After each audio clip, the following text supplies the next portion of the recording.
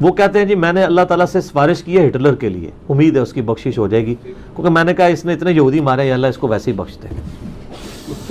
میں کہتا ہوں اللہ بخشے یا نہ بخشے، کسی کافر کے لیے سفارش کرنا یہ خود ہی عقیدہ کفر ہے، کیونکہ مسلمانوں کا یہ اجماعی عقیدہ ہے کہ کافر کے حق میں سفارش قبول نہیں ہوگی۔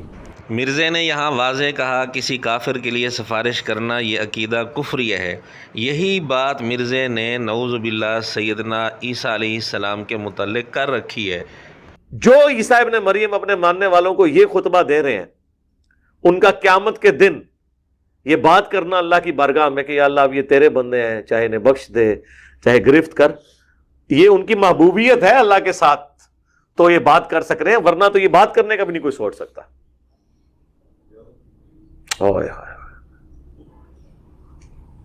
تو یہ ایک آپ سمجھ لیں ہلکی سی کوئی سفارش ہے، ظاہر ہے جی مشرک کے لیے یہ سفارش ہی ہے، یہ بات کر دی جائے۔ سورہ مائدہ آیت نمبر 118 کا حوالہ دے کر مرزا نے کہا کہ عیسیٰ علیہ السلام یہ جو بات کریں گے یہ مشرکین کے لیے سفارش ہے، جبکہ دوسری جگہ مرزا خود کہہ چکے ہیں کہ ایسا کرنا عقیدہ کفریہ ہے۔ اب آپ اندازہ لگائیں کہ عیسیٰ علیہ السلام پر مرزا کس قسم کا عقیدہ تھوپ رہا ہے، اور عیسیٰ علیہ السلام کے متعلق یہ بات کر کے مرزا اپنے اصول کے مطابق کیا اس نے کفر کا ارتکاب نہیں کیا؟